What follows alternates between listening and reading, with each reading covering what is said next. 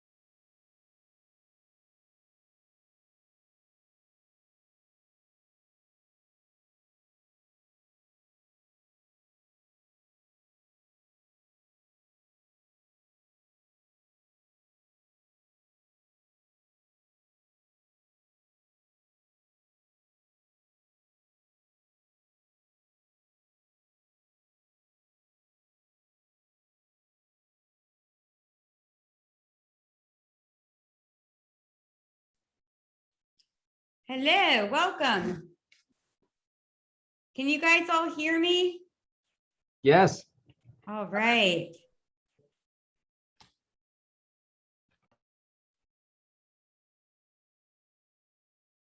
Okay, let's see here.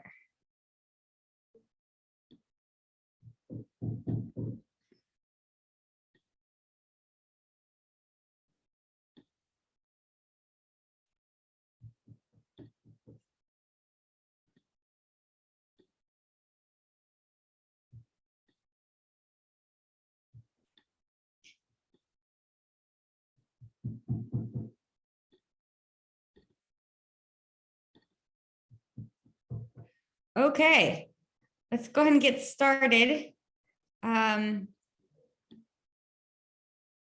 Welcome everybody. Let's see, oops. Just trying to, where did my Zoom go? Here we go. Okay. So we have everybody who hopefully completed the opiate use disorder module with their residents. Yay. Okay. How many folks do we have here? It's hard to see. We have 12. Catherine, I can't hear you. Can you just unmute so I know that I can hear you? Hi, can you hear me? I can't hear you. I can hear you, Catherine. I can't hear it. Can somebody do a test? Because I'm trying to see if I can hear anybody. Hello, hello, hello. No, I can't hear. Hello, hello. Oh, good. Randy. Okay, I'm gonna leave and rejoin via a different way. I definitely heard other people. LaDonna, I definitely heard you.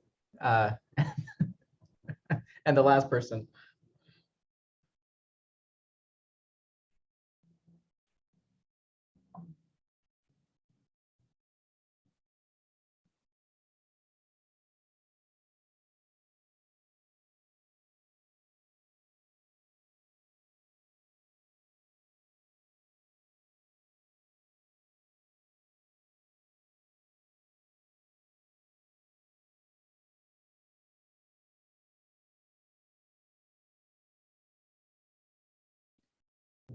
Okay, let's see. Can somebody test it?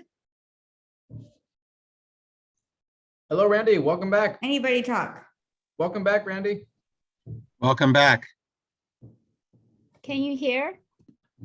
Now I can hear. Okay, welcome everybody.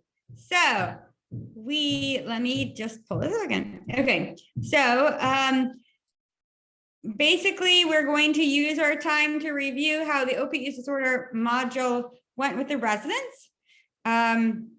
Let's see, so we'll do, basically we'll do our usual thing where we break into groups and then we'll report back. Just a reminder, as I like to say every month, especially for maybe some of us who are newer, make sure that if, as we're discussing things we did or things that worked well, if you came across any resources that were not part of the module, and you'd like to share them, please add it to our shared resource folder. And obviously, don't forget to use listserv, which we're 7 months into this and nobody has still used it. So apparently it's not a needed thing, but if you feel so inclined to reach out to people or share information, please use our listserv. And also a final reminder that Catherine has been sending you guys feedback forms, and we've also posted them on Canvas, and we're asking that people complete those. Catherine, do you want to say anything else about the feedback stuff, how that's going? I think at the beginning of this month, there was like a glitch in submitting it, but I think it should be resolved by now. I think that's it, but I put it on the Canvas and I sent an email, so hopefully people have received that. Please try to complete those. They're super helpful for us in terms of evaluating the program and keeping track of what you guys think. So thank you for doing it. Hopefully it won't take too long and we appreciate it. Okay, so we are going to assign you guys to breakout rooms. And essentially, over the past month, in July, you each led an in-person session where basically you were creating the fishbowl experience with you playing the patient, and then the residents came up to you and were providers. And there were 4 sequential scenarios with the same patient. So the first was taking a history from a new patient who was struggling with opiate use disorder and chronic pain. The second scenario was that same patient was going through opioid withdrawal. Then that patient was started on Suboxone, and the fourth situation, the patient followed up after starting Suboxone. So we encourage you to let the residents tag team being the provider for each of the scenarios, and then having a group discussion after each scenario about how they handled the situation. And then we also gave you debriefing points to review with the residents. So in your small groups, we want you to reflect on that experience. And we want you to answer these questions we're going to put in the chat, but what went well with the teaching of it? Again, focus on how you taught it. What strategies did you use that worked? What did the residents seem to take away? Did anything surprise you? What did not go so well with the teaching strategies? And do you have any suggestions for improving these? Did anyone do anything differently than what was in the teacher's guide? What did you do? How did it go? Or do you have any new resources to recommend that we should add in? And overall, what feedback did you get from the residents about this module? Basically, how valuable or useful was this module in their education and thinking about OUD? So we're going to set a timer, and we are going to give you guys 15 minutes to discuss this. Please have one person take notes, and then we will have we'll bring you guys back and we'll discuss what you talked about. Does anybody have any questions before we begin our breakout groups? Okay, have at it.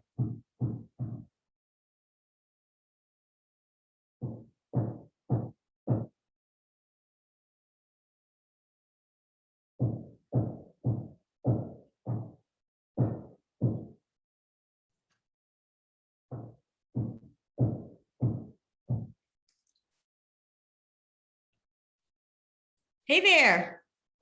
Hey, Randy, I hear some I'm knocking. so bummed about Oh, our grant. I literally just got that as I was walking home to do this. And I was like, what the fuck are they thinking? Really? We were going to put that to such good use. Like we weren't just bullshitting it. Like we were going to rigorously evaluate this and publish it, and it makes me so upset. I don't know. It's hard to know what they're thinking. I mean, with foundations, if it's not one of their priorities, they don't even look at it. But our product fit their announcement so well. I was surprised. We didn't even get a full request. Like, yeah. And we worked so hard too to like anticipate all the funding. Like they just wanted a basic thing, and like we really thought the whole thing out. So yeah. There's so much opioid funding out there though now, especially, we should definitely look through. If you guys come across anything or want to do some Google searches, and look for, opportunities, I'm definitely happy to resubmit this because I feel like we wrote the whole thing up, and we have a budget and we have everything planned. Yeah. Do you remember how much the budget was? Do you remember the amount? I forget, but it was like, I can send it to you again, but it was definitely way lower than they were, because they were asking, they were gonna give us $300,000 for 2 years. I think I don't know, I think I requested a total of like 178,000 or something like that. Total, like it could have been 600,000, Yeah.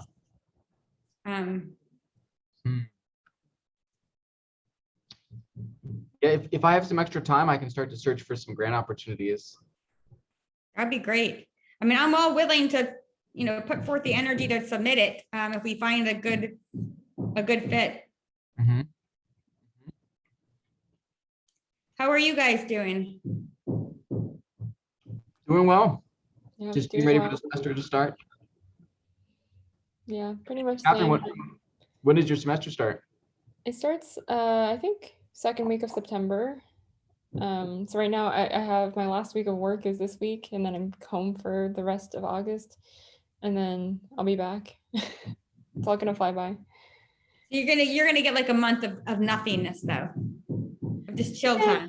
Yeah, hopefully. Do you have any fun plans? Just spending time with my family. Definitely not traveling. I wish I could, but not gonna be doing that. Are you going back to, is it New Jersey? Mhm. Yep. Great. Good for you. I'm glad you're gonna get some downtime, especially because you work most of the summer, right? Yeah. Yeah. So I've been working since June, so it'll be nice to have some time off. You've been Any- working in the lab? Mhm. You've been doing lab work? How's it been going? It's really fun. I realized that I really like hands-on stuff more than sitting at a desk. So it's all hands-on stuff pretty much. So the day goes by very quickly. Yeah, nice. Patient care is hands-on. You should think about patient care. I did lab work after I did undergraduate, and it totally it made me realize that was not what I wanted to do. Yeah, it But depends. it is very hands-on. It does, it does make time go by fast. Mm-hmm. Yeah, I think I prefer like the hands-on work that I've been doing is like handling rats, like working with animals, which I didn't realize I liked until the summer. And then there's a little bit of like bench work stuff that I also like doing. Yeah. Handling rats. I never thought you'd say that was a positive experience for you, Catherine. That's awesome. Got anything new with you? We're working on a grant application for physician resiliency training, which is very interesting. So I'm learning more about that. But besides that, I'm just getting ready for fall semester to start up. Next month? We actually started earlier than you do, Catherine, than Boston. We're starting August 19th. Oh, that's pretty soon. Yeah, just a couple weeks. Are you progressing well? Yeah, I should be ready to go pretty soon. We've been talking about what to do with masks because here in Arizona, the governor basically said you can't have any mandates for masks. And so we can only strongly encourage masks this coming fall. It's kind of ironic that he created a mandate against mandates. But so that's what we have to do. So does Boston have any mask requirements? Not yet. I mean, the whole thing's evolving though. We'll see. Every day it's changing, So we have to use science to inform our decision-making process. Go figure. I know it's crazy. Matt, really quick question for you. Do we want to still have this meeting tomorrow with this person about code diagnostic coding if we're not going to be pursuing this grant? Or should we think about it because we can't pay anybody right now? Do we want to start a conversation? Let's see. I'm trying to think of what they could tell us that we don't already know. Because we can still work with each of these sites and just work with their information specialists to query their EHRs and to pull out the data. I guess Hannah could maybe just give us some tips about how to do that. Maybe some suggestions for what codes we want to focus on. Yeah, since we've been trying to have this meeting now for a long time, I think we should just go ahead and just talk to her, tell her where we're at. And if we do need her in the future and we come across some funding, maybe we can utilize her more rigorously. So I think that makes sense right now. And we'll be upright, we'll be forthright about, where we are and the funding we have and what we're looking for right now, at least. That sounds good to me. Yeah, let's keep it. Guys, why don't we, I know we only have like 7 minutes left. I'm gonna go do some epic stuff and then we'll reconvene. Does that sound good? Okay. Okay, thank you. Done.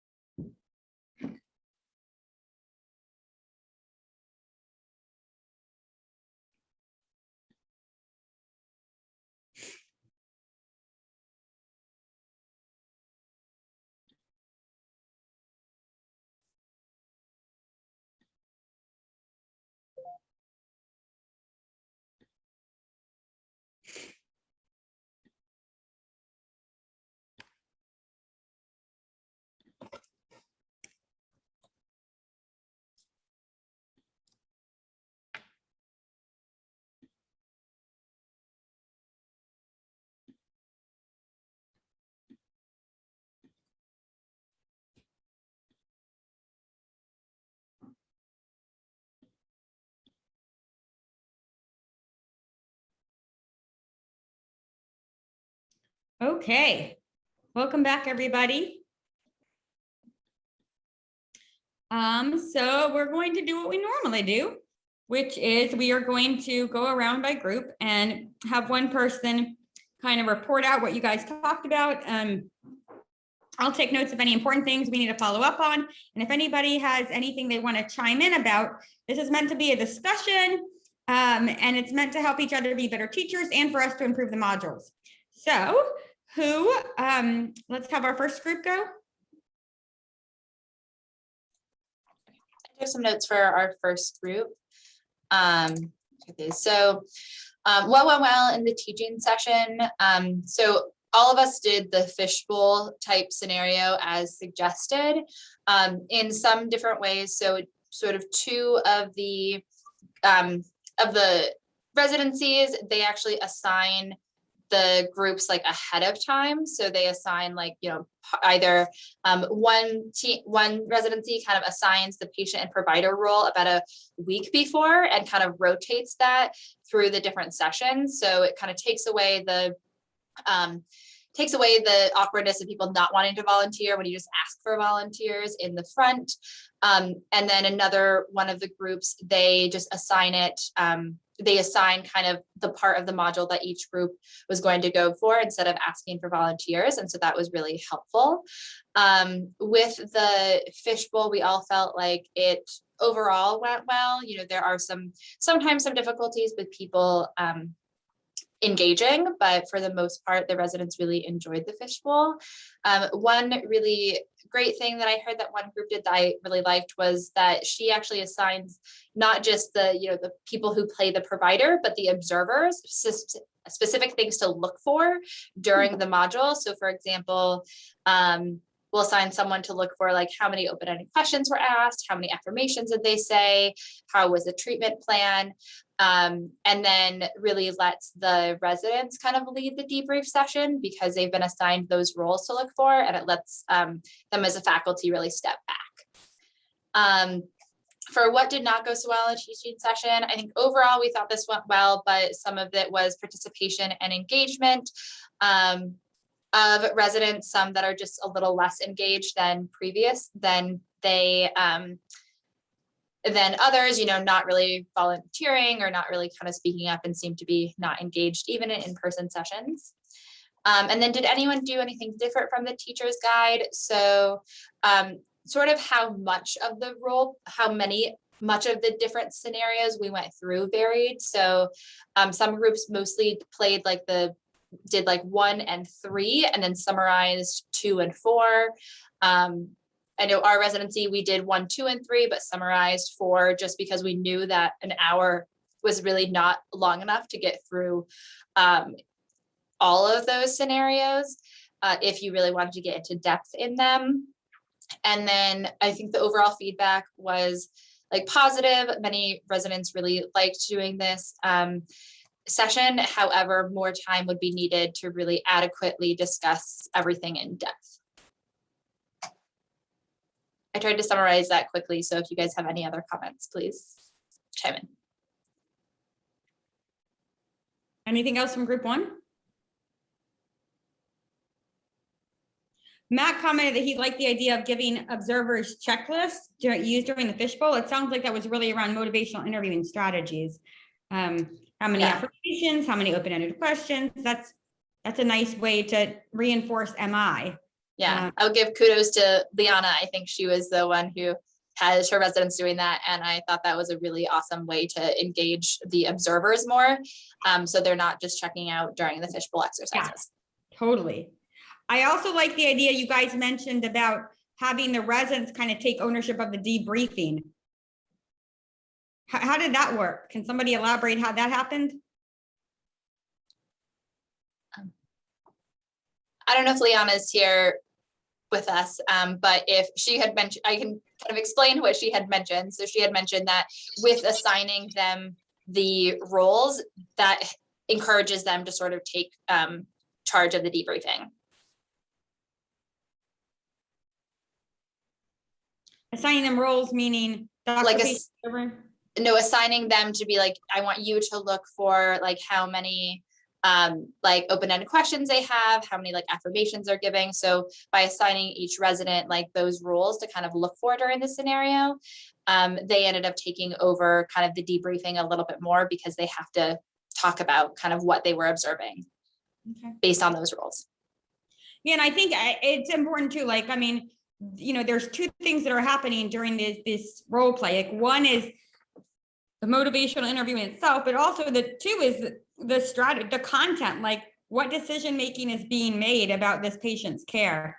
So I don't know how the debriefing went about that. Like, if, you know, was this the appropriate next step to take with the patient? I don't know how that worked. I'm sorry, I can't speak to that further. Okay, yeah. But If yeah, Liana comes back, she could tell us a little bit more about how that worked. were they medically managed appropriately? So Yeah, can you guys hear me? Yep. Sorry, I'm driving. Yeah, I got very specific with what I asked them to look for because it was a big group watching and I wanted every table to have something to look for. So I asked them to look specifics for treatment, like the details of the treatment plan. I asked one group to think about what would they do next visit if they're the ones to see this patient on follow-up, what's the next step? I asked a group to look for treatment resistance. So like how many times a patient says, yeah, but, or expresses some other language of hesitation that they're not really on board with what the plan is, and ask them to come up with strategies of how would you deal with that resistance if you were in that place. So I kind of had them engage with the treatment also. And then I did chime in for mostly just the medical content, like highlighting some of the important clinical stuff to make sure that that came through. But most of the debrief they led by answering those questions.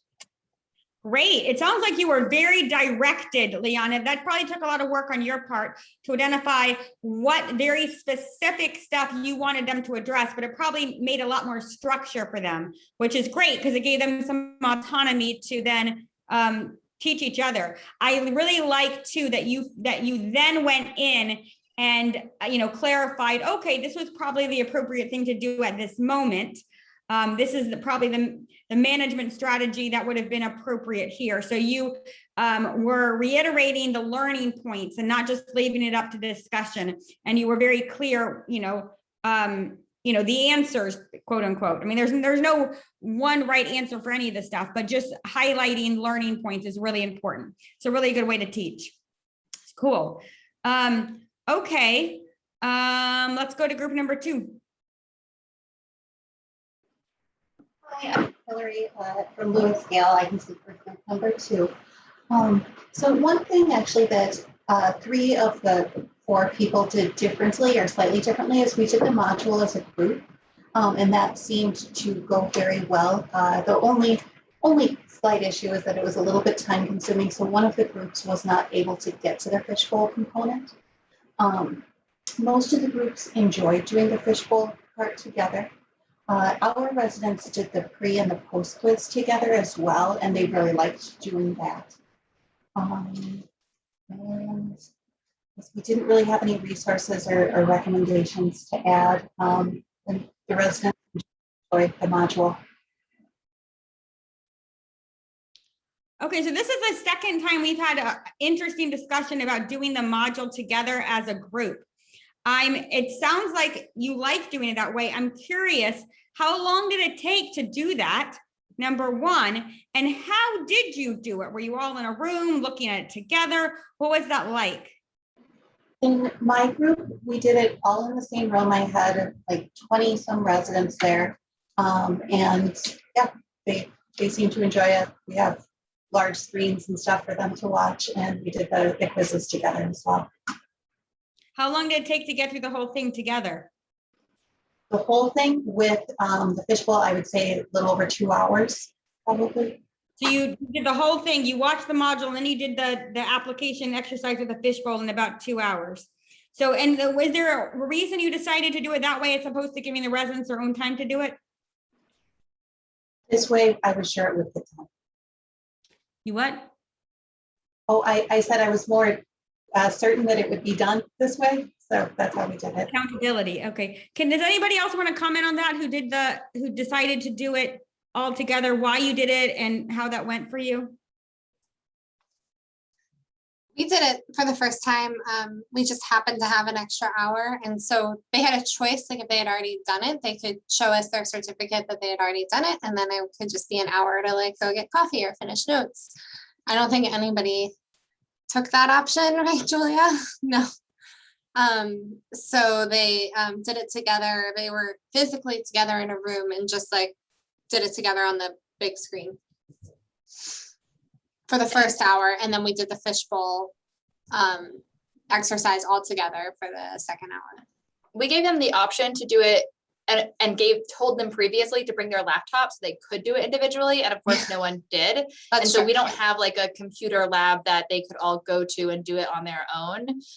So that's also one of the reasons they all did it together, is just lack of, 15 computers for them all to use at the same time.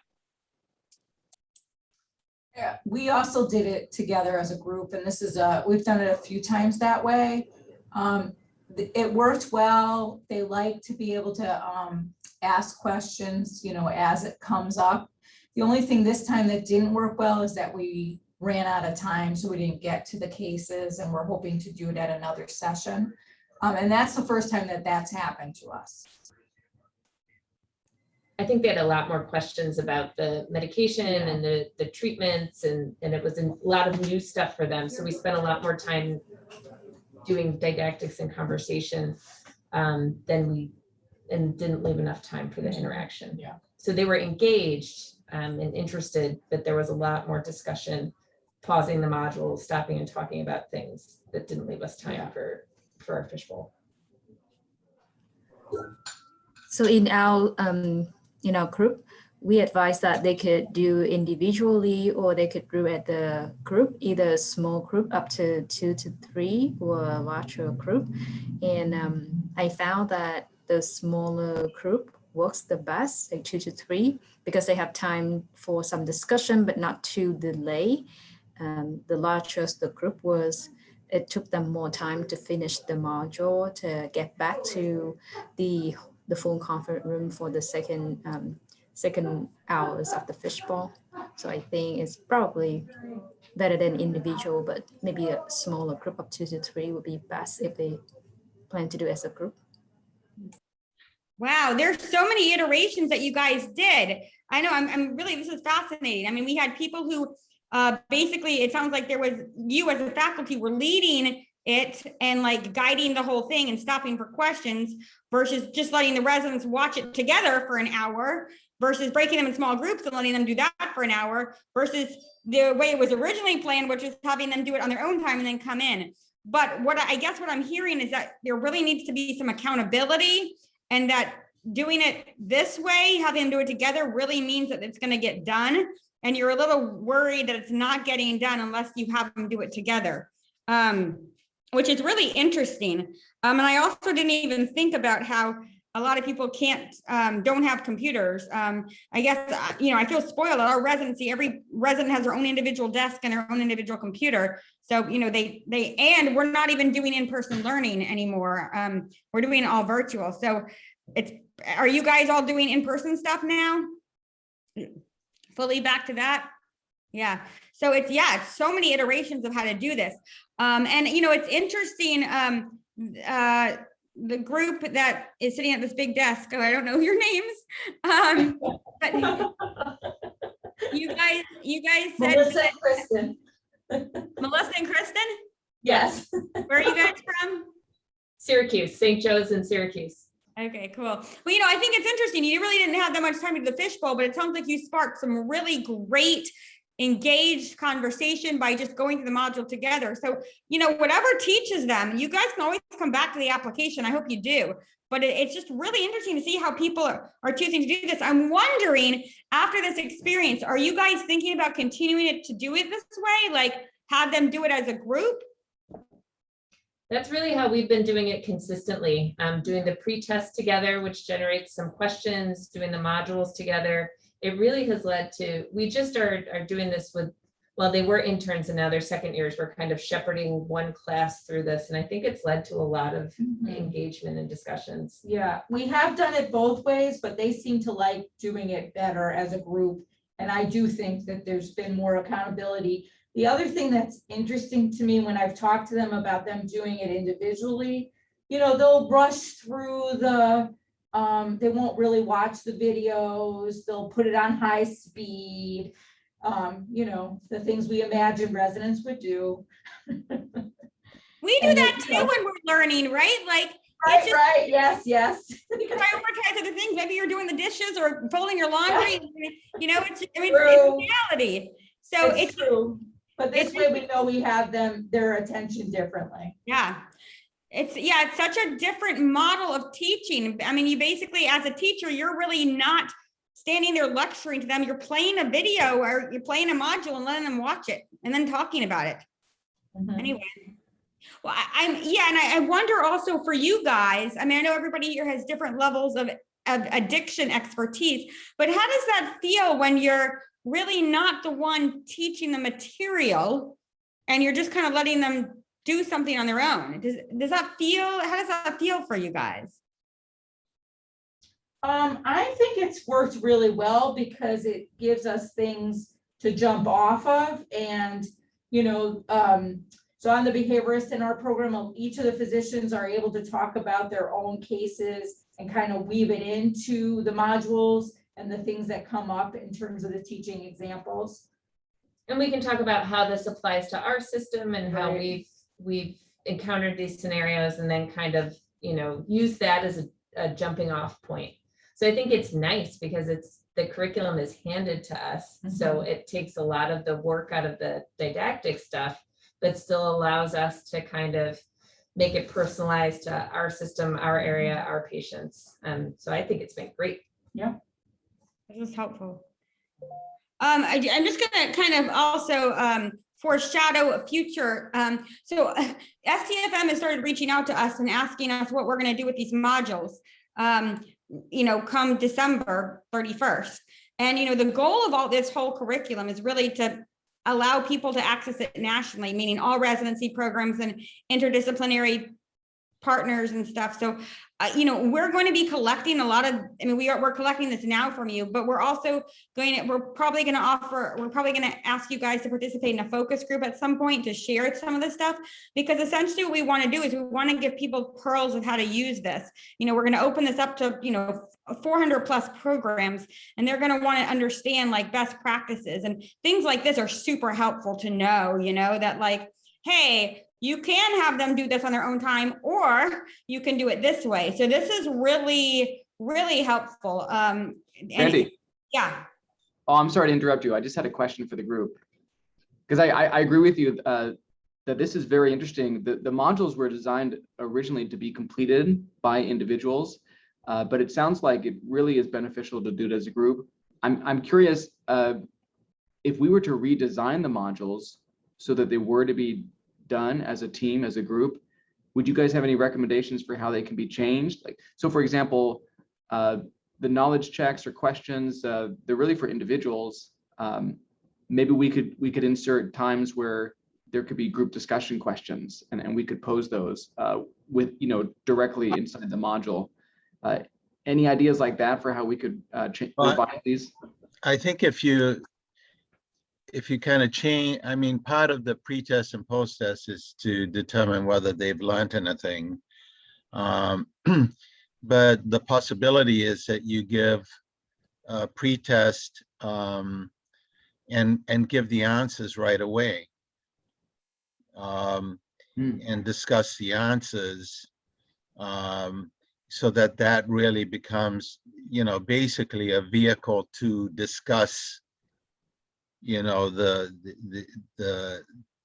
content of the module.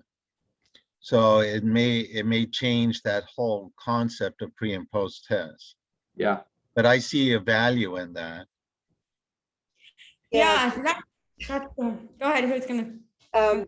Yes. Hi, it's LaDonna. I agree. When we would do the modules together, we do the pre-test quiz, the pre-quiz, and invariably the residents wanted to know the answers right away. Yeah. To see how they did. So I totally agree with Tony. The other thing that I think that I know my residents really like is in the modules, cases in the modules. So what would you do? How would you treat this patient, or what would you say to this patient? The modules that have cases within them or patient cases within them work really well for group as well. Yeah. I do agree. I think that if you were to redesign, then rather than having two separate modules, to kind of integrate them together and then kind of let them build on each other with case presentation. Because what we've done is that we've done the modules by themselves, and then the next day we do the case demonstrations where the content is fresh. And I've felt that every time when I lead and during the module, there's always just further discussion that goes along with that possibly will be covered in the case demonstration itself. So I think that kind of merging or putting the two together, so that way they build on each other as the content continues.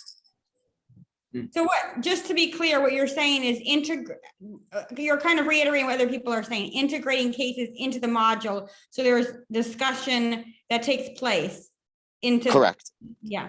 And correct. I found that to be a lot and again, just kind of to stimulate engagement and discussion that way rather than two separate times, because a lot of times it's just like the residents are just watching the module and the content and things like that. And I find that a lot of times when I'm leading it, I facilitate that discussion within the module itself that probably would have came up within the case itself. But I feel like, well, what if not all the residents are going to be present and things like that? So and again, a lot of times there's some repeated content that's, between the two. Okay, very interesting. I'm curious to take this back to our instructional designers, because almost invariably, whenever we do online asynchronous modules, they're just for individuals. But there's this new evolution that you guys have introduced where the modules can be done in a classroom setting as a group. And I don't think that's been done before, at least not in my experience. So I'm curious to take it back and see what they think. I'm also wondering what proportion of folks are actually doing this. I mean, right now it sounds like there were 3 programs that did it. Okay, so it might be a minority still. But that doesn't mean it's not a great learning experience. So yeah, I think I would like to try it. So, well, so you may have more groups doing it. the accountability piece seems to. Did they get the accountability? No, I was just saying, yeah, it sounds like more than anything, if I do this with my residents and we do all individual based, and they tell me they watch it and I believe it. And they could be, totally, who knows what level of engagement they have. So I guess I assume the best, and maybe I shouldn't. I agree. I think the accountability and, I think sparking the fire when it's hot is really important. And I think as you're watching it together, the questions can come, so you can take those pauses to ask and find out. So I agree with Tony. Yeah, because I know our program had done on individuals. So I think doing it together is a really great idea. The other thing, which we've heard from a lot of programs too, is that they're having a hard time allowing residents to do the modules on their own. And we have a lot of residents coming to the in-person sessions or, the live sessions and not having viewed the module.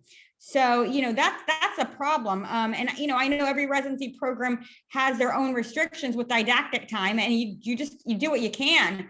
But to me, it's really important to protect that time. So if the protected time is doing the module together, that to me is a good use of protected time. That's exactly what we've done. Is that because when we did the first 2 modules, in the beginning, the first 2 sessions, where the residents would have to, did it on their own, no one got it done. So then, okay, so let's then do it when we were still asynchronous, on your own, not in, in person or even remote, to do it on your own during protected time.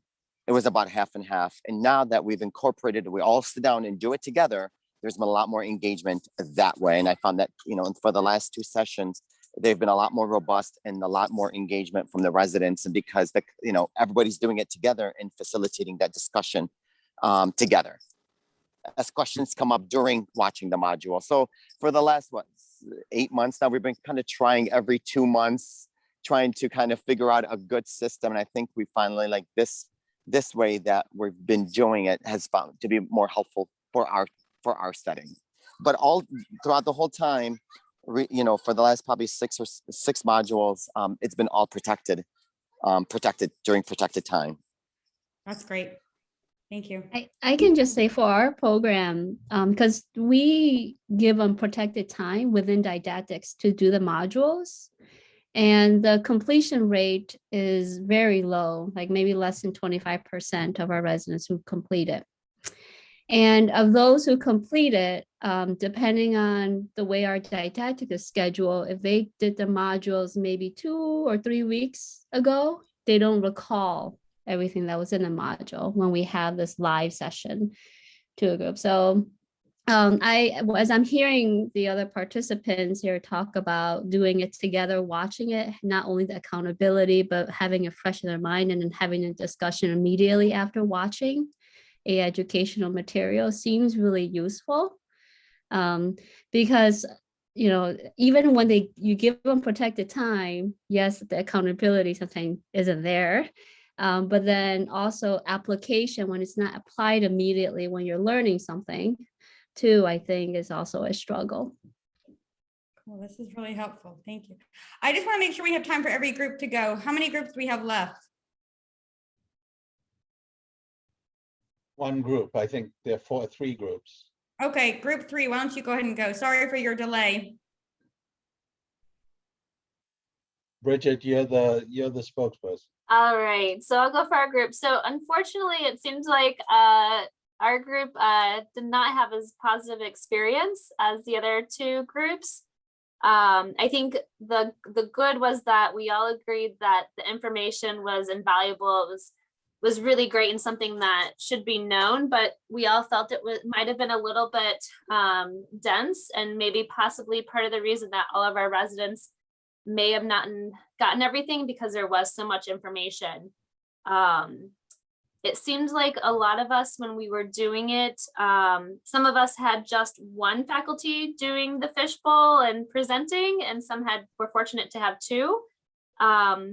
But it felt that most of our residents were kind of deer in headlights throughout the whole presentation. It was really kind of hard to motivate them to ask questions or to engage or to participate.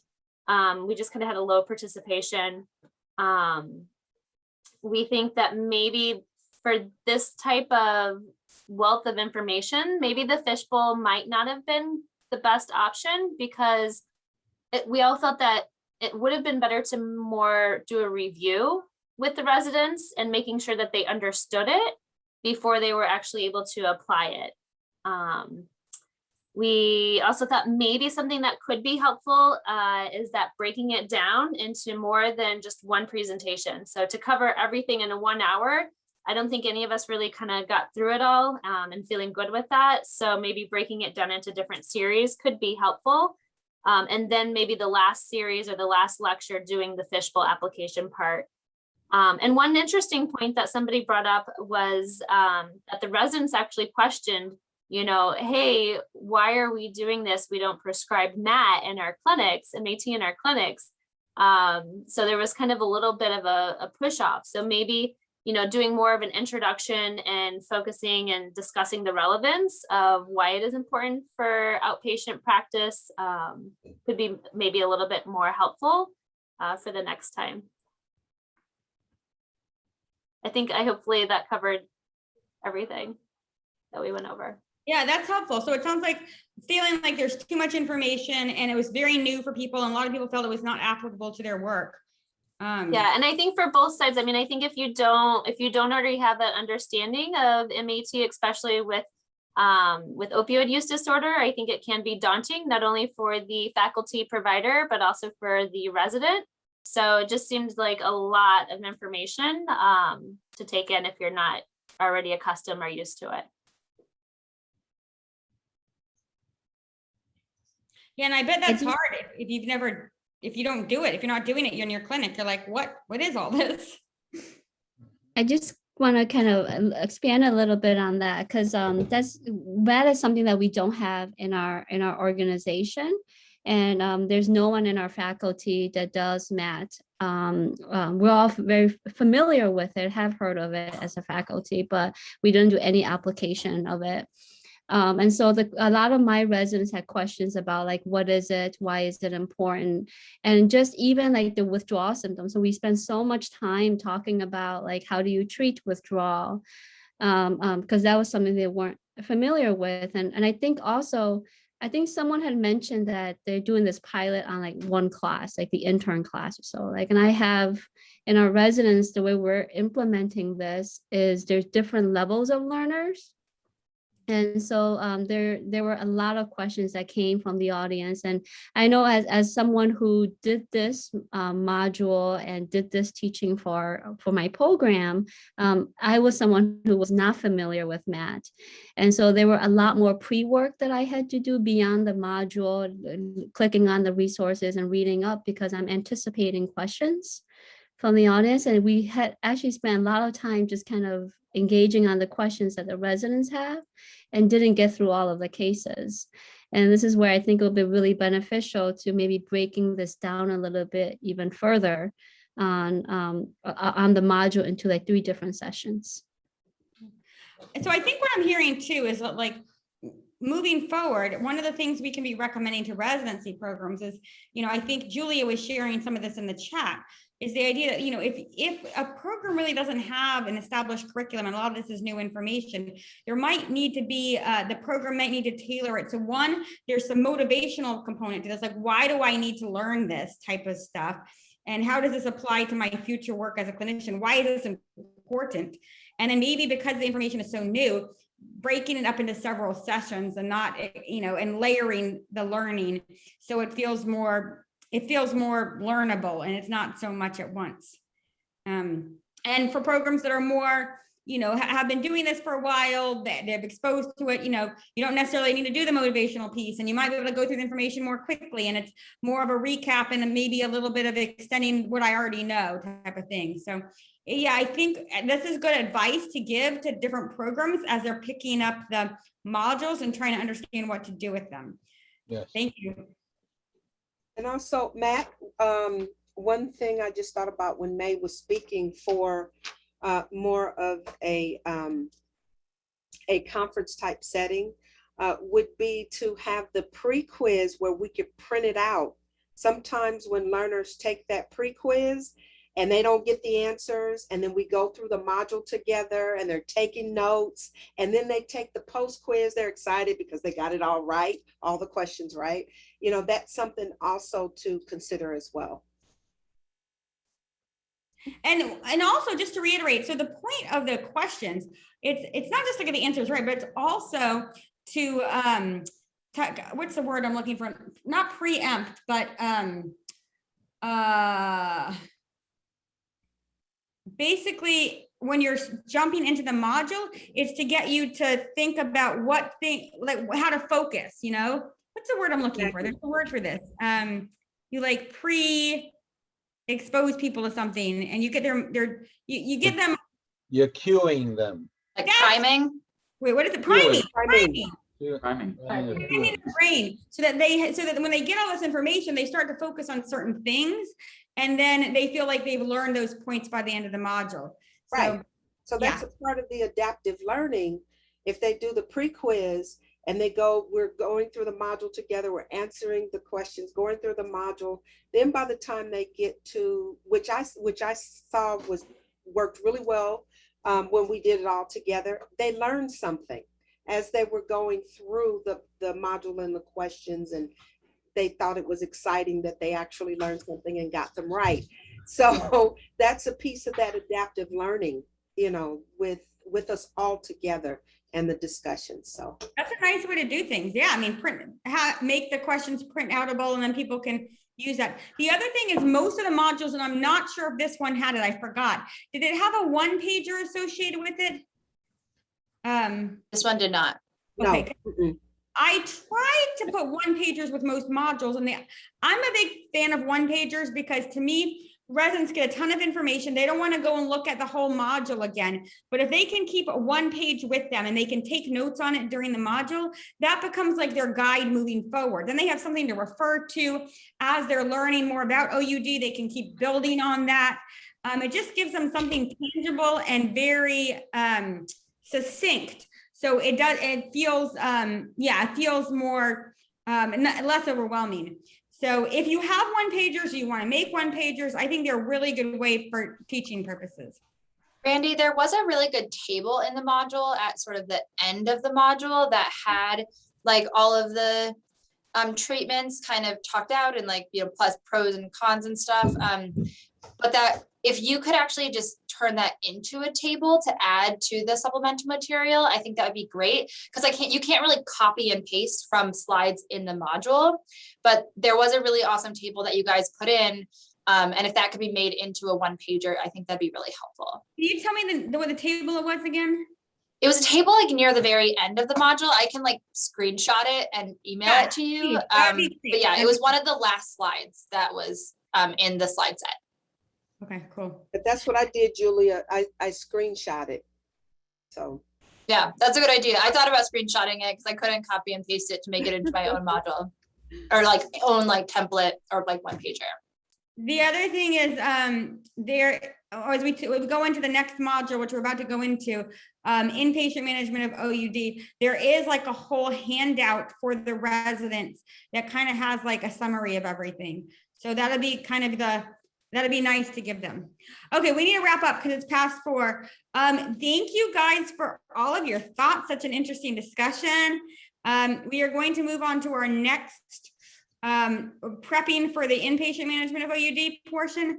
But I'm going to give everybody a 5-minute break. So I have on my time, it's like 4:04 Eastern Standard Time, whatever your time zone is. Let's reconvene at 4:09 Eastern Standard Time. Okay. Thank you.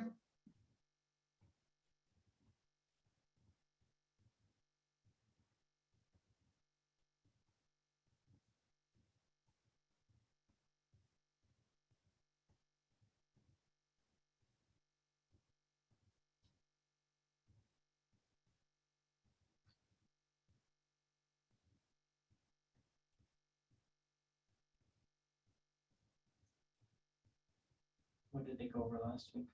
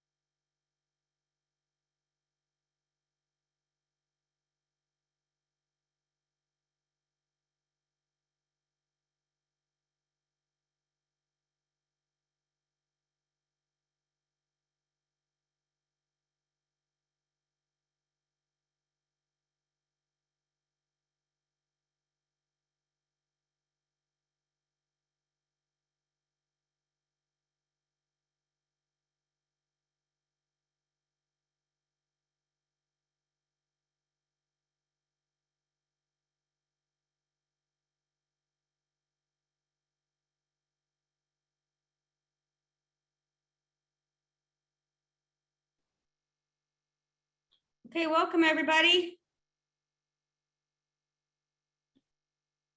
So if you are joining our meeting, we are going to be preparing for the upcoming session for August on inpatient management of opiate use disorder. Hopefully you all have had time to review the module and take a look at the faculty guide on the session that you're going to be leading. So just a very brief question for folks. Do we have anybody here who's new to leading these sessions? If you do, please turn your camera and raise your hand so we know that you are new. I'm new. Richard is, oh, you got a voice too. Wonderful. Anybody else who is new? I think I got another person. Sorry. Richard? Yes, sorry. Yes, I am new. Weren't you just here last call? Oh, I thought you meant new to the whole SDFM module series. I'm sorry. Oh, I am, but didn't you just lead the help lead the OUD one? No, I was an observer. That was my first week working. I was an observer. Okay, cool. Is this anybody else's first time who's going to be teaching one of the modules? Okay, so since we have two new people, I'm going to very briefly just kind of give you guys an overview of what we're doing here so you get oriented, and then everybody else can kind of peace out, do whatever you're doing right now, and we'll bring you back when we're ready to talk about the next module. But just to kind of, for the new folks, I'm just going to give you a very brief idea of how this works. So essentially what we're doing is we ask this is a flipped classroom approach. Well, I don't know, with last time we talked about maybe not making it so much like this, but the idea is that for the module should take about 1 to 1.5 hours for the residents to complete. We ask they do that on their own time, but we ask that you have protected time for them to do that. And your residents already know how to access the module at this point because they've been doing all these sessions. The module is accessible on the Canvas platform. So they go into Canvas, they take the module in their own time. Again, it's an hour to an hour and a half to take it. It should be interactive. There's videos, there's audio, there's some cases embedded. And then after that, they're encouraged to meet with you to go through the live version of applying what they just took to a case scenario. We've been doing a lot of like cases and role playing and stuff like that. So so they've already done that work, and then they're coming into the session with you having already done that. And the faculty guide we provide for you is we already have the cases developed, the answers available to you, and you're facilitating things. You are welcome to tweak it however you want. There's nothing set in stone.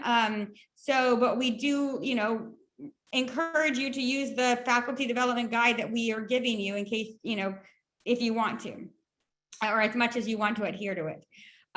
So the things so we use this time. So I should say we meet as a faculty monthly, and from 3 to 4 Eastern Standard Time is when we review the previous month. How did it go?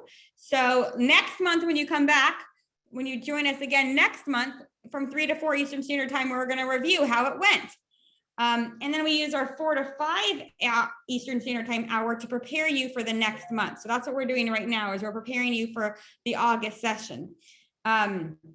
We're using these discussions as a way to get feedback about the curriculum so we can improve it before we launch it to all the residency programs in the country in next year. And also so that we can share pearls around teaching and we can make each other better teachers.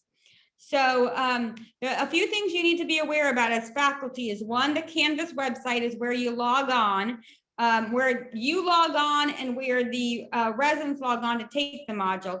And then the second thing is we have a website, and our website allows you to access the faculty modules. And then it also allows you to kind of connect with other people, share resources, that type of thing. So I'm going to let Catherine very briefly show you our website, just so you know how to access that. And I'm going to introduce you to Catherine because she's our go-to person for any issues you have with the modules. And then Matt's going to just very briefly show you the Canvas site. Okay. Turn it over to you guys. Hi, I'm Catherine. I'm the one sending you emails.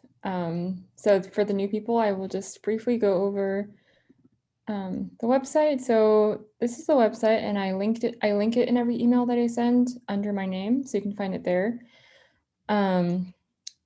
So it's kind of self-explanatory, but teachers guides is where all the teachers guides are linked. These are also in the Canvas site, which I'll go over shortly. Modules are,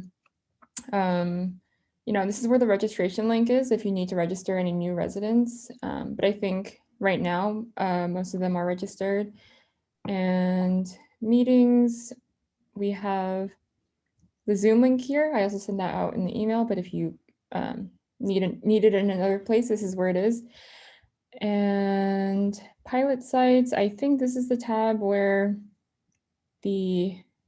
so we have the listserv here. You can email this and it sends out an email to everybody. And this is where all the recordings are. So if you missed a session, you can watch previous month sessions. They're all posted down here. And let me just move my Zoom thing. Okay, and then resources is, so I've been kind of compiling a document of resources relating to every module. So if you have anything to share about a particular module, you can send to me and I can put it in this Google Drive folder.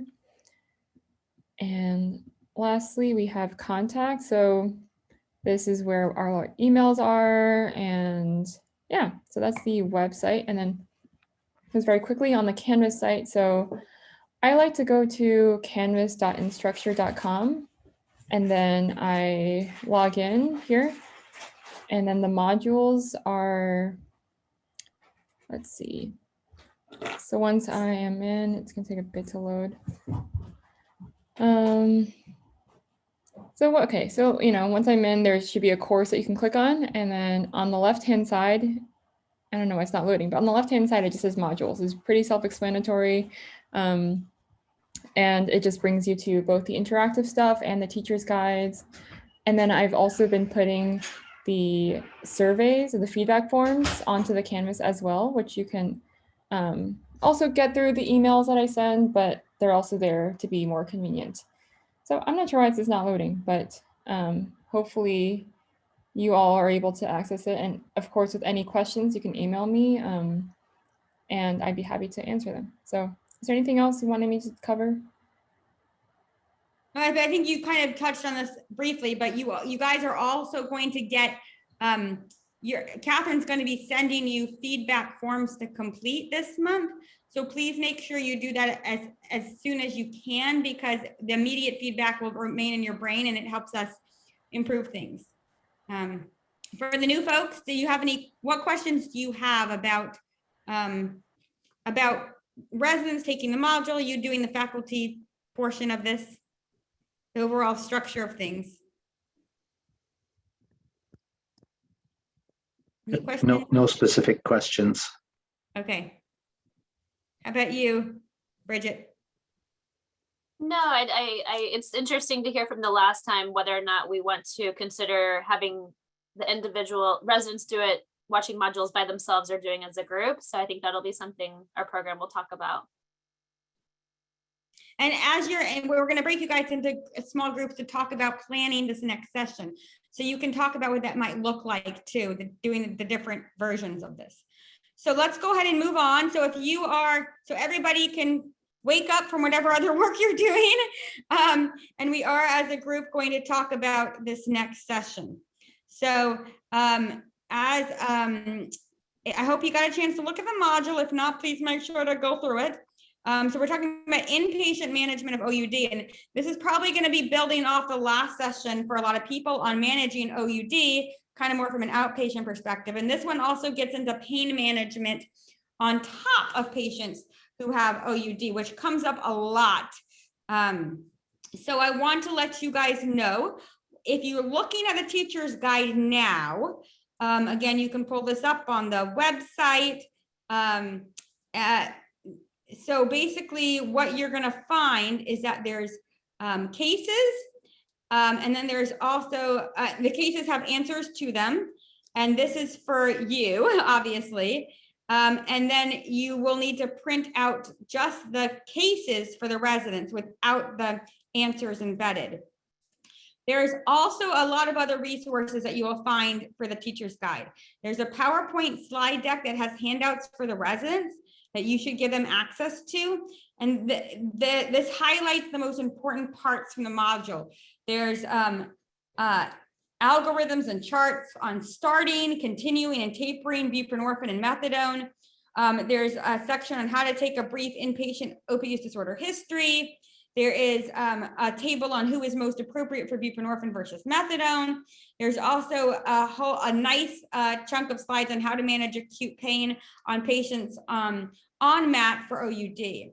So this really, the PowerPoint slide deck we provide, it's very short and it's just the highlights. So again, this is kind of like that one pager I was recently alluding to, that if you want your residents just to have like a very few documents that they can take notes on and refer back to, that's going to be the PowerPoint slide or deck, whatever. So basically the format for this faculty development session is you're going to have an hour to do cases and discussion. The first case involves starting MAT in the hospital. So you're going to have residents pair up, ideally, and they're going to spend 30 minutes total discussing this case. 20 minutes in pairs going through the case that involves role playing, and then spending 10 minutes discussing the answers as a large group and reflecting on how it went. They had to take a substance use disorder history, and you're going to reflect on, from the patient and the doctor's perspective, what did the doctor do well in gathering the history and making recommendations around MAT. So again, this is all about a patient comes into the hospital, they really need to be started on MAT, and the residents get a chance to kind of do a history taking and then make recommendations back. They're going to get time to practice, and then you're going to reflect as a larger group. So that's the first half of this. And the second half is really shorter. There's two cases, cases 2 and 3, and it's basically about how do you treat acute pain on top of opioid use disorder. So residents can break apart into groups of 2 to 3, and they're going to have 15 minutes, basically 10 minutes for the cases for case 2 and 3. They're short, and then 5 minutes as a large group discussing the answers.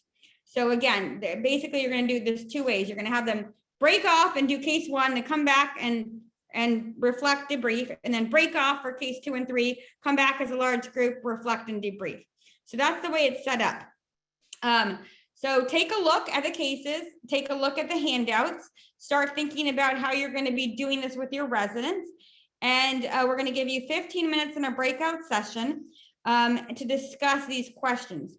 First of all, we want to hear from you about the module itself, not the teacher in-person session.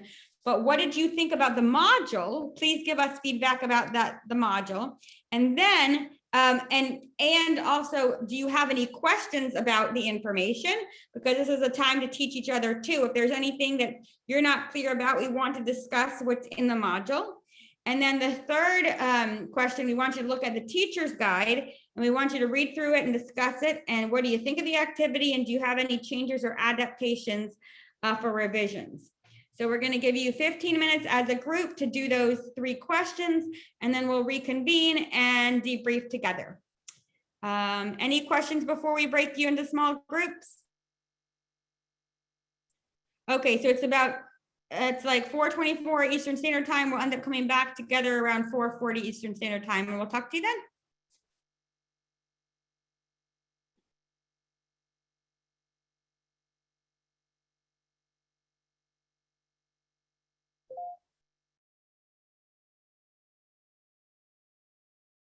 Okay.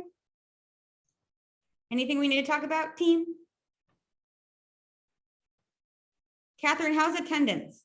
It's hard for me to gauge. Yeah, I was gonna say, more people showed up for this hour than the past hour. That's kind of a trend, I would say. I was thinking of emailing individual sites that have not been showing up in the past few months. I might do that for next, starting next month, like maybe giving them like an individual call out to come. Yeah. Yeah, because attendance is not great. Do you know how, I mean, I'm not getting a sense. I mean, it seems like there's a lot fewer people than when we first started doing this. Do you know about how many programs are not participating at this point? 70. So today, I would say 10 are not here in this hour. Okay. So maybe what we can do is we can email the contact person, just say, I've noticed that you have not been attending our recent sessions. Just wanted to check in and see if you guys are still doing the modules. And we would love to have you join us again to share your feedback. It's really important you remain involved so that we can understand, let's see, what's the best way to say this? So we can understand how to improve the curriculum. And you can even say, are you having problems getting your faculty to the, do you want me to draft an email? Would that be easier? Yeah, whatever points you want to bring up, or how you want to say it.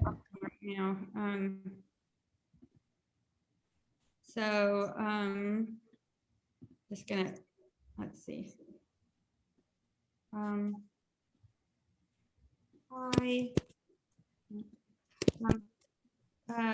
We have been continuing to do our monthly faculty development sessions around the STFM addiction curriculum, and notice that your site has not been participating. We wanted to reach out to you and see if your program has still been teaching these modules.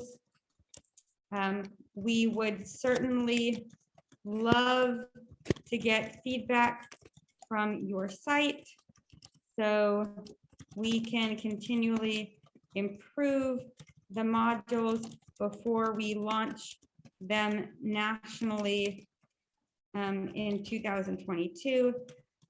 We also hope that these sessions are helpful in your faculty's learning about addiction content and how best to teach it. If for some reason your faculty is not continuing to teach this, please let us know why, as that is equally important for our improvement, for our important for us to know. We hope to see you all at our future faculty development sessions. Thanks so much. So why don't, Catherine, I'll send you this. I'll put on here Catherine, Randy, and Matt. Can you CC Matt and I on these so that if people respond, they can just reply all and we can see what they, how they respond? Yeah, that sounds good. Email draft. Who do we want to send this to? Do we want to like people who haven't been to like 2 of the past 5 meetings or something? I think that would make sense. Like the past 2, like from, I guess, June and July. Yeah, that's good because we want to catch him before. Yeah. Okay. Okay. So I just wrote, hi there. We have been continuing to do our, here, I'll put, what should we title this? Title SDFM addiction module check-in. Hi there. We've been continuing to do our monthly faculty development sessions around the SDFM addiction curriculum. I noticed that your site has not been participating lately. We wanted to reach out to you and see if your program has still been teaching these modules to your residents. We would certainly love to get feedback from your site so we can continually improve the modules before we launch them nationally in 2022. We also hope that these sessions are helpful in your faculty's learning about addiction content and how best to teach it. If for some reason your faculty is not continuing to teach this, please let us know why, as that is equally important for us to know. We hope to see you all at our future faculty development sessions. Thanks so much. Okay.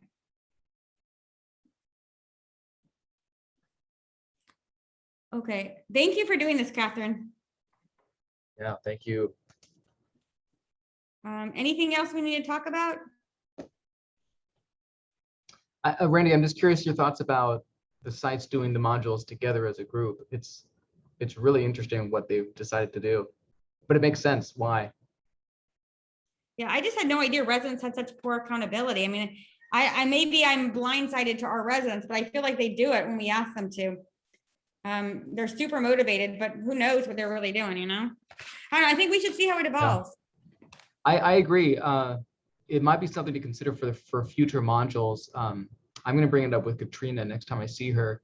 You know, when I was teaching residents, I had residents that would watch everything slowly and just, you know, take it all in. And then I had another group of residents that would just kind of speed rush through the training. And then I had another group of residents, the third group, that would just never do it at all. And so I wonder if doing it as a group helps to engage the second and the third type of residents, the ones who speed through it or never do it at all.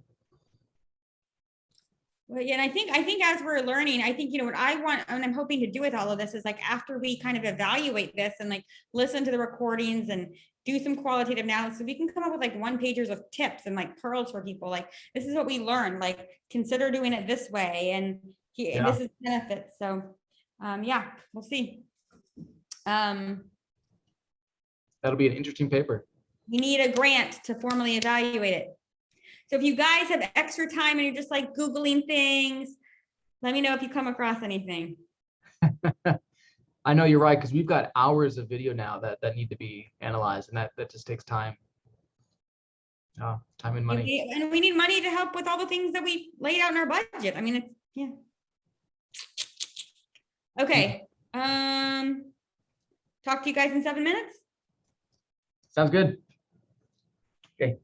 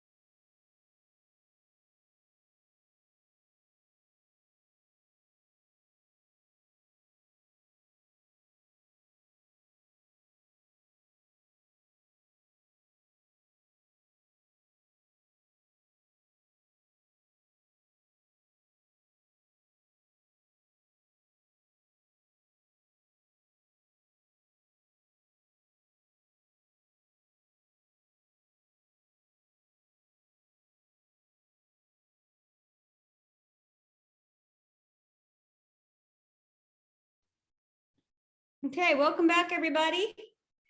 So we're going to use the remaining time to kind of, for each breakout group to report back about what they talked about. So let's go ahead and start with group number 1.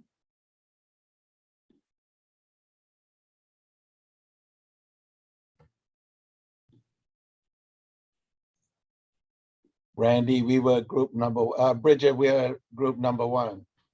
All right, I Yeah, guess I'm here. I'll here. spearhead this one.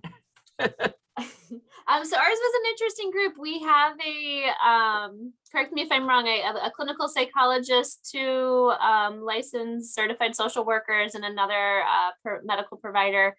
So it was really kind of interesting to see how everybody was going to do this, this module. And especially, I think the biggest thing we talked about is just the comfort level of not only the residents, but attendings prescribing MAT in the inpatient setting. You know, not only that, but also the opportunities to do it, and how often they're actually going to be doing this. And I think part of it too, we kind of came up is that, you know, it's probably not done as much just because people are not comfortable doing it. You know, with just starting methadone on a patient going through withdrawal, that it may be referred out to a higher level of care. So I think this is a really good, you know, something for all of us to kind of take in and learn from. So that's kind of where we were. We kind of talked about how most people are going to do the lecture. And I think a lot of us thought it would be beneficial to do a little review of the medicines and how to do it, the comfort meds and everything, before going into the cases. Some people had printed up, they took the teacher's guide and kind of, I guess, printed it up on different ways. So they had something for the doctor, something for the patient. Some people were going to hand out the cases to the residents earlier, so they knew exactly what they should be looking for in the modules. That could be helpful. What else did we go over? I think we all really thought that it would be that the whole behavioral aspect is just so important to really kind of going into all of this, onto what type of medication would be good for them and just kind of knowing their disease. And I think we were all also kind of thought that maybe the acute pain management seemed a little bit much to add in onto the dealing with inpatient management of opioid use disorder. So a lot of us were thinking that that may actually have to be another lecture or another series. And then another question we had was just in regards to a clonidine taper, and apologies if the actual protocol or anything is in the resource section, but just kind of what is the clonidine taper? If there's like, do you decrease it to BID or daily, or is it alpha symptoms?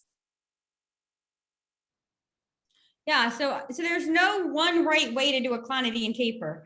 My little go-to protocol is I usually do 1 milligram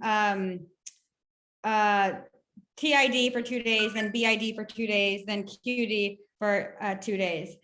There's really, I mean, you can look it up on, there's no magical way to do it. We really highly discourage tapers. You know, when we have somebody in the hospital and they have OUD, you know, we really want to get them on MAT. And I think it's interesting, people at different hospitals are going to have different familiarities with it. I'm just wondering, are there people out there who feel like we don't have anybody who's doing this at all? We would feel really, it would feel uncomfortable to do it without support.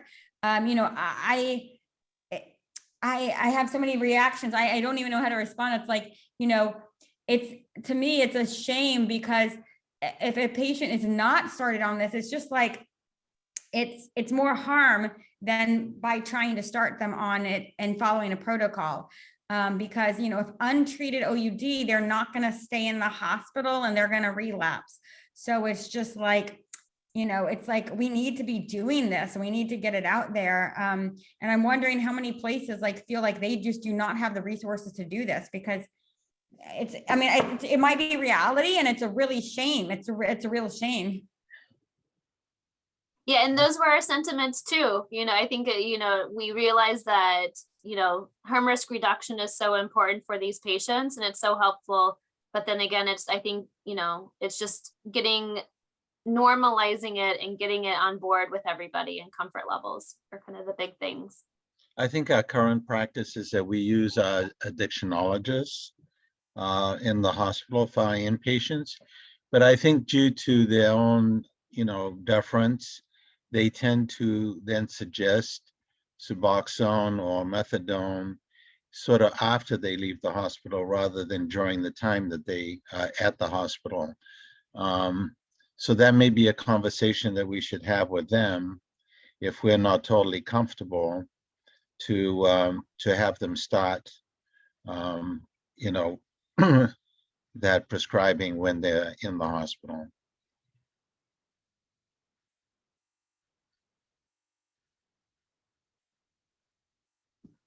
Yeah, Mark, were you gonna say something? You're muted. No, I was just waving to the. Okay.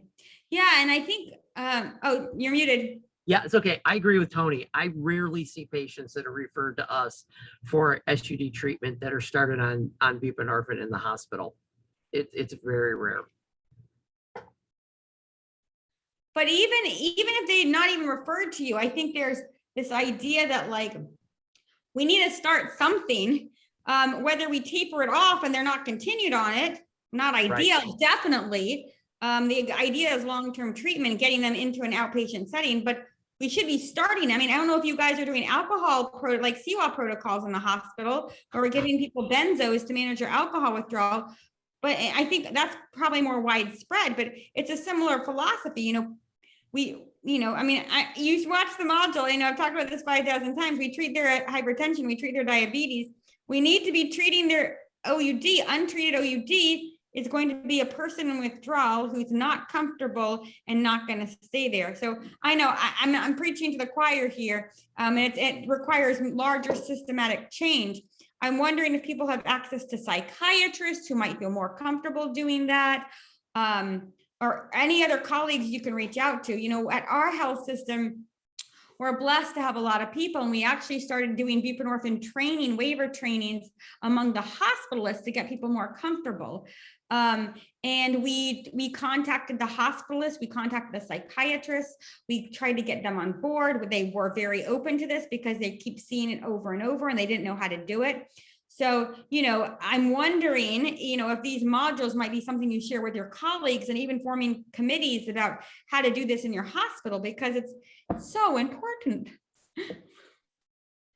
Right, I completely agree. I think it's really beneficial when you do have a faculty that does feel comfortable doing it, and then they can kind of help teach your fellow colleagues. I know in my prior place, that's kind of what we did to help with it. So again, I think it's just kind of normalizing it and just really trying to get people at ease.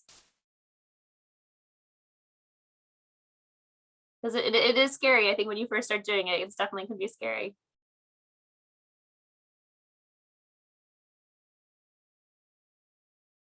The other thing we did at our hospital is we made it into an order set. So, there's a methadone induction order set. There's a buprenorphine induction order set. So that it's programmed in and you're clicking buttons, with nursing protocols of doing the withdrawal protocol and administering at appropriate timing. So, yeah, anyway. Okay, so thank you for sharing that. And tell me again, what did you say about how you're planning on teaching it? So I think a lot of us kind of like the idea to review the information first. Yeah. Before going straight into the cases. Mm-hmm. And then a lot of us were kind of trying to figure out if we thought doing the modules as a group versus individual is kind of where we were on that. And I think you guys brought up a good point too, that the pain stuff may be a bit much for people who this is new to. So you might hold off. You might not do it this time. You might save it for another didactic. And that's fine. I'm all about less is more and going in more in depth with a few concepts that resonate with the residents. The other thing with the pain stuff is like, it's a protocol. You can look at it. You can give people the handout and be like, okay, if I ever need to use this, I can just look this up. So Okay, thank you for sharing. Why don't we go to group number 2?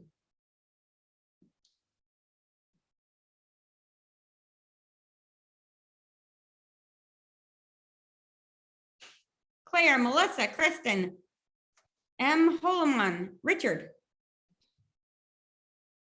I don't know that we designated a speaker, but what did we talk about? So we thought the module itself had a lot of great information. There were several of us in the group who were also like served in the behaviorist role. So not the details of the module were, and you know, prescribing and tapering and things like that were not as, we didn't have comments on that part of it. I think in the Syracuse group, you guys had some more thoughts about some of the details of the module. Was that something you wanted to share? Yes, and I want to share that I now have Steve and not Kristen. Okay.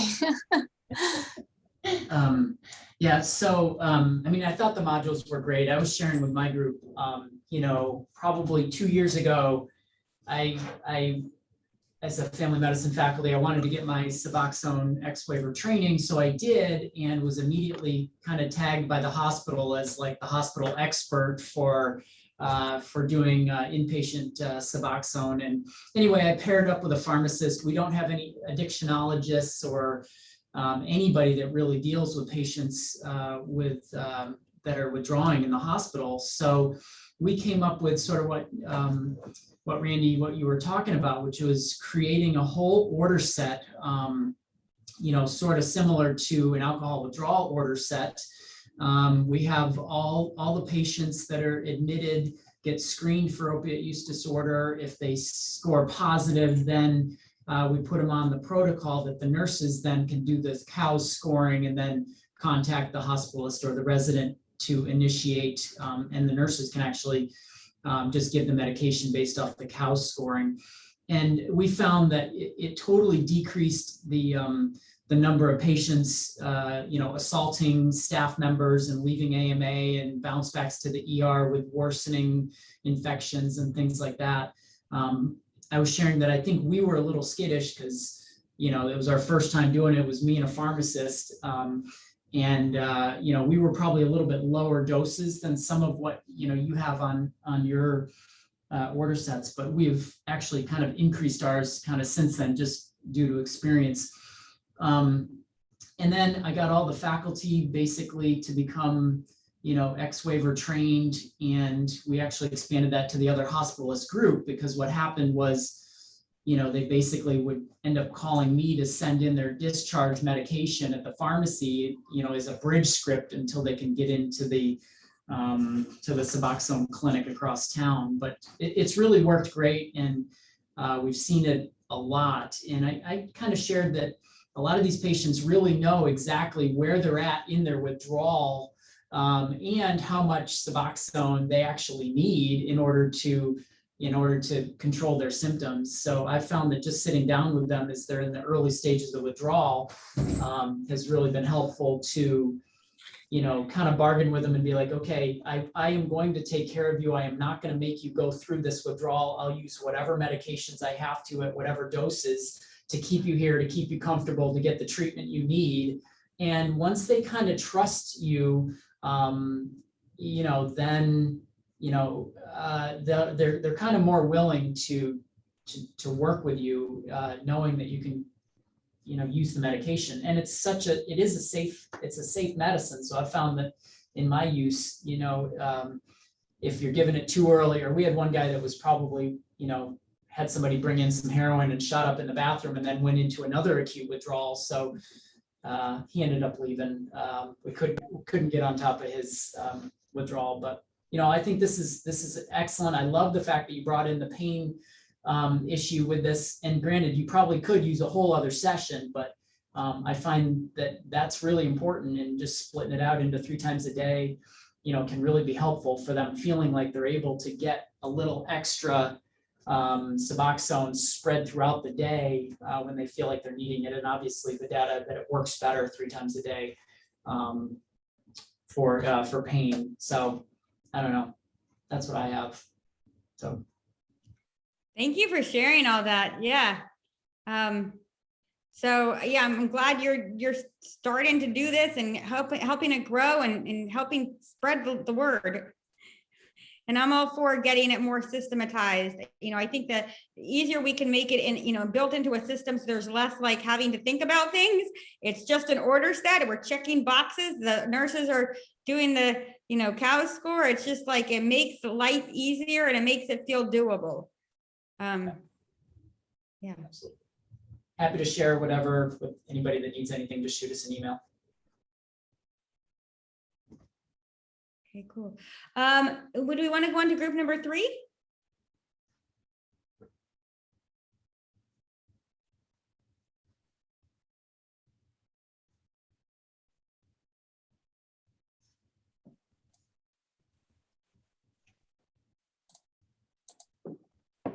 Were there only 3 groups?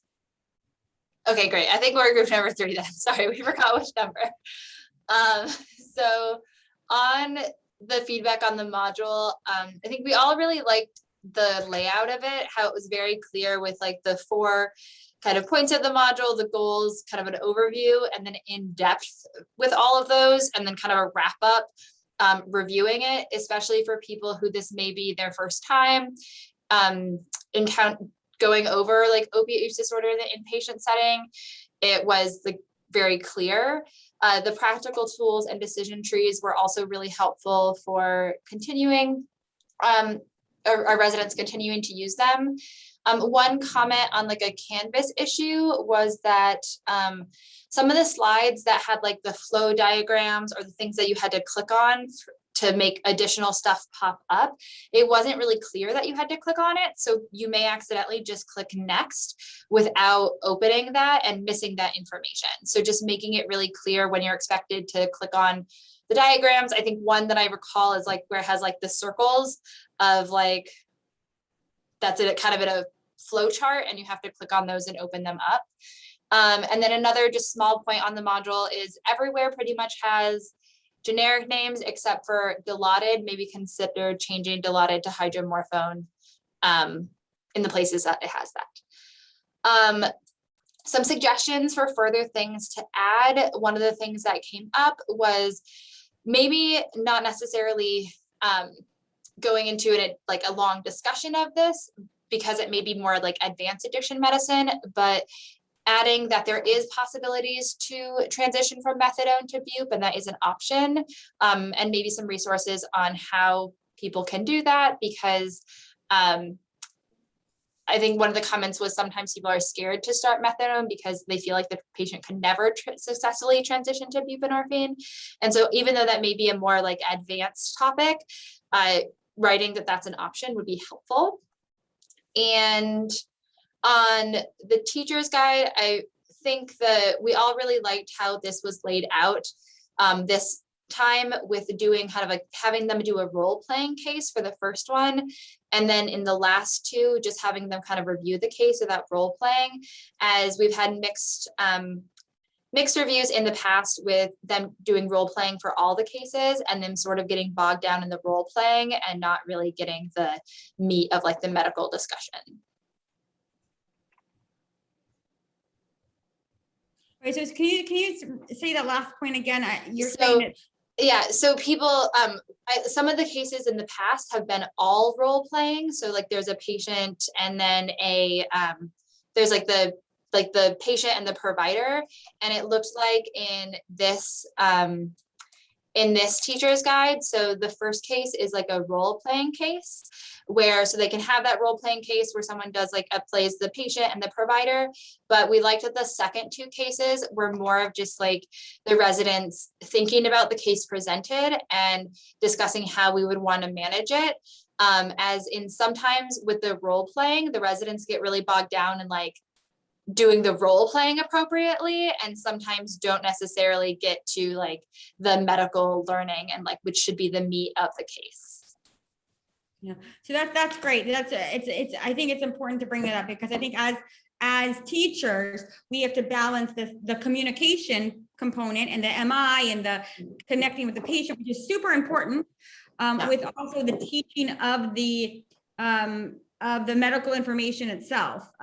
So I think that's one of the reasons we like to regroup and reflect on, okay, you know, you can have people reflect about, okay, how did it feel to the patient? How did it feel to the doctor? Like that interpersonal component, but then also reiterating the teaching points, like, okay, why did you choose this medicine? How did you start it?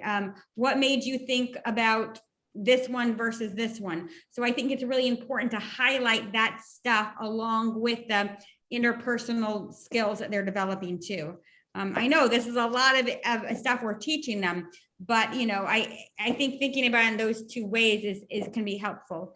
Yeah. And then I think a lot of, I mean, the other parts of our discussion were a lot about like similar, like it is in a lot of our hospitals that people aren't doing like opiate use treatment inpatient and trying to establish that. And so for those people who have successfully done that, like maybe Steve and maybe Randy, you have some examples, giving, like sharing those resources on the, you know, the website would be really helpful, because for those of us that don't have them, it may make it easier to be able to follow a structure that someone else has already set up successfully in their hospital. Yeah, and I'm also happy to chat with people. Like if you're thinking about, you know, forming a committee or going to your hospital and talking more about this, you know, I think this is kind of more like I'm happy to coach people, and I'm sure other people in this call are too, like what we did. You know, I think a lot of it is identifying key players who want to be part of it, starting the conversations, coming up with workflows and protocols, identifying people who are buprenorphine waivered and sharing that across the system. So there's a lot of things that we can do. I feel like it's a whole separate conversation. It's more like, how do you change a health system, right? But if people are interested and want to get involved in it, I'm happy to work with you on that. I'm sure some other people in this call are. Anyway, yes, so I want to be respectful of time. One thing I just want to comment, Bridget asked about Narcan, and I would say 100%, give Narcan whenever you can. We're trying to give it in the hospital, give it to people on discharge. Heck, especially if you're not doing Suboxone and methadone, at least we can give them something, because we know that they're probably going to relapse. So please give out Narcan as much as you can. We're doing it in the emergency room. You know, somebody comes in the overdose, give them Narcan. People who are untreated OUD, treated OUD, give them Narcan. It's like water. Yeah, I just always do. That's always part of my discharge protocol with any patient with OUD, no matter what. They always go home with Narcan and a few refills. Beautiful, beautiful. Yeah. And the other thing I just wanted to mention, I don't know how everyone feels on this too. I always, just because there's such a high risk population for STIs and HIV and hepatitis, I always, with that urine pregnancy and UDS, EKG, I always do the CBC, CMP, Hep ABC, GC, chlamydia, HIV, just because we catch a lot of people now with Hep C, and STIs can easily be treated while they're an inpatient. Just as a side note, if anybody is interested, I've created a whole module on how to do hepatitis C treatment in primary care. I don't know if people are doing that out there. We're doing it in our clinic. If anybody wants resources on that, feel free to shoot me an email. Okay, we're way over time. Thank you guys for all your participation. So just a reminder that you're going to join next month. You'll get Catherine's email next month. You're going to be there for the first hour, the 3 to 4, to reflect on how things went. And we'll see you then, and good luck with everything. And fill out your feedback forms that she'll send you. Thank you. Thanks. Bye-bye.